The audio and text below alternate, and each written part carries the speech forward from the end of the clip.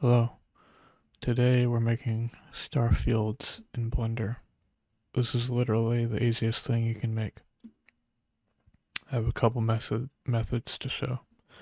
The first, just banish the cube to the shadow realm because we don't need it. Most of our work today is going to be in the shading tab. So just split the window and bring up a shading tab. Let's see here. So go into the shader editor and go into the world shader type. We'll set our view to rendered and go into the camera view. So the first method is the easy method. So first just bring out a Voronoi texture and a color ramp. Plug the distance into the factor and the color into the color of the background. Bring the scale up to something like 100 or more. And then put the color ramp like that. That is the easy method. It literally takes less than a minute. This looks good and all, but maybe you want some like variation in your stars. So I'm going to show you a different method that I like to use. This method, I believe, is more dynamic, and you can get more interesting results.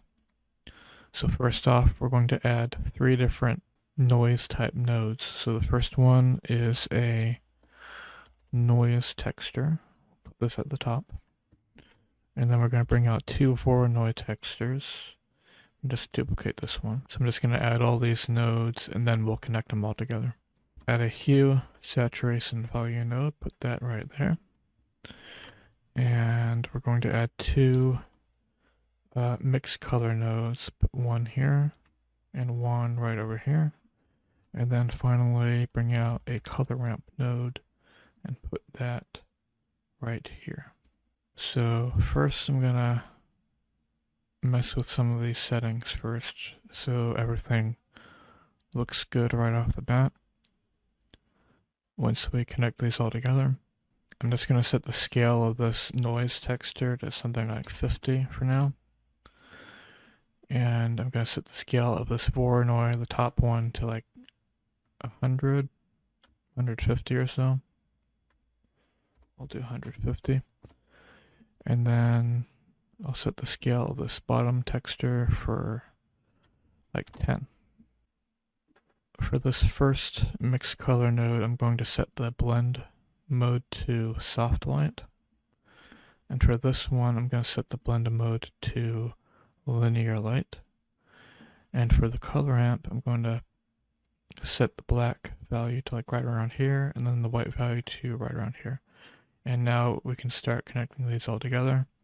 And then I will tell you like specifically what these 3 nodes do and how you can get edit them for different results.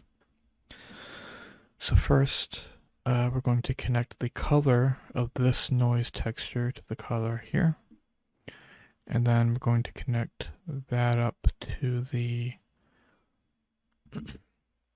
top socket of this mixed color node here. Then for these Voronoi, we're going to set the distance of the top one to the top socket here, and the distance of the bottom one to the bottom socket here. Set the factor to 1. Plug this result into the factor, and then plug the color into the bottom socket here. Set the factor to 1, and then connect this to the color. And already we got the our stars. My God, it's full of stars. Reference. So let me show you what these nodes do. So if you mess with the saturation, I don't know if you can really tell on the recording, but the stars look more colorful and saturated. The scale of the noise texture dictates the sort of like patches of color. So if you have a lower scale, these color patches of stars are more uniform. Like we have a lot of green here, blues, purples, and reds. And if you increase the scale to something like 100, you have more variety in the colors of the stars. You can mess with the saturation if you don't want it to be too saturated. Like you can have it at 0, and then you just have pure black and white stars. And you can, if you just want like a very subtle tint, you can just have a low saturation here. So that's what the noise texture does. The top Voronoi texture, it controls the size of the individual stars. Like as you can see, we have a lower scale here. The stars are a lot bigger, as you can see. Something between like 100, 150 I usually go for. 150 looks perfectly fine. And for the bottom one, this controls like the brightness patches of the stars. Like as you can see, some of these like clusters of stars are brighter than the rest. If you increase the scale, you get more variations. Like some, like it kind of breaks up the clusters, makes them less uniform. Whereas when you bring the scale down, you have more star clusters. So like something really low, there's like these big bright patches of stars, and then patches of stars that are not as bright. Okay. So this already looks pretty good, but to really get the most out of this particular star field, you're going to want to do some compositing. So let's switch over to the, I'm going to bring the saturation back up to like 2. And I'm going to go into the compositing tab up here. Up in this shading tab, I'm going to select the compositor so that it's enabled in the camera viewport. And let me see, in the performance, compositor set that to GPU so the performance is better. Okay. So we're going to add 2 glare nodes. This is the magic. This is where the fun begins, as they say. I'll just duplicate this node. I'm going to set one to bloom, and the other I'll leave on streaks. Plug in this bloom node. The threshold controls how much brightness you have. I'm going to set this to like something like 0.4, and then we can plug in the streaks.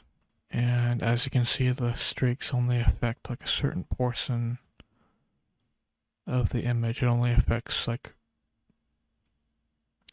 a certain brightness of a certain brightness of stars, as you can see. And that's basically how you can make these more dynamic star fields in Blender.